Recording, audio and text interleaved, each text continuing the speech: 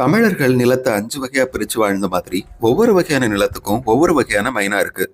ஏற்கனவே நம்ம மலை மைனா பத்தி பார்த்திருக்கிறோம். இப்போ நதிக்கரைகள்ல வாழ்ற பைட் மைனா, தமிழ்ல பொறி மைனா. மைனாக்கள் ஒரு அருமையான தூய்மை பணியாளர்கள். மைனாக்கள் மட்டும் இல்லாட்டினா ஈக்களோட இனப்பெருக்கம் ரொம்ப அதிகமா இருக்கும். உதாரணமா அந்த ஏரியில கழிவு நீர் கலந்ததுனால நிறைய மீன்கள் செத்து மிதந்திருக்கு. அதெல்லாம் காக்கா எடுத்துட்டு கொண்டு வந்து ஏரிக்கரையில போட்டிருக்கு. அந்த மீன்கள் அப்படியே அழுகி நாற்றம் எடுத்துட்டு இருக்குது. இந்த மாதிரி அழுகிற பொருட்கள்ல தான் ஈக்கள் முட்டையிடும். தங்களோட கூட்டுக்கு மெட்டீரியல் கலெக்ட் பண்ண வந்த இந்த 2 பைன் மைனாவும் அந்த முட்டையில இருந்து வர்ற புழுக்களை தேடி பிடிச்சு சாப்பிட்டுட்டு இருக்குது. நம்ம போடுற குப்பையெல்லாம் கிளறிட்டு போய் இது ஒரு பெரிய கூடா தான் கட்டுது. நாங்க பார்க்கும்போது அந்த கூட்டுல 3 மைனா குஞ்சுகள் இருந்தது. இந்த மைனாவோட பூர்வீகம் தென்னிந்தியா தான். குறிப்பா கிருஷ்ணா நதி கரைகள்ல இந்த மைனாக்கள் அதிகமா காணப்பட்டிருக்குது.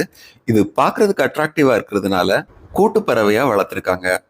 அப்படி கூடுகளுக்குள்ள அடைபட்டு வட இந்தியாவுக்கு போன சில மைனாக்கள் தப்பிச்சு போய் அங்க இருக்கிற நதிக்கரைகள்லயும் தங்களோட வாழ்விடத்தை அமைச்சுக்குது. கொஞ்சம் கொஞ்சமா பரவி இப்போ குஜராத், பாகிஸ்தான்ல கூட இந்த மைனாக்களை பார்க்க முடியுது. மைனாக்களை ஜோடியா பார்த்தா அதிர்ஷ்டம்னு சொல்லிட்டு ஒரு நம்பிக்கை இருக்கு. உண்மையில மைனாக்கள் எப்பவும் ஜோடியா தான் சுத்தும். தன்னோட இணை தவறி போனாலே ஒழிய அது இன்னொரு துணையை தேடாது. மனுஷங்க மைனாக்கள்கிட்ட இருந்து தான் காதலை கத்துக்கணும்.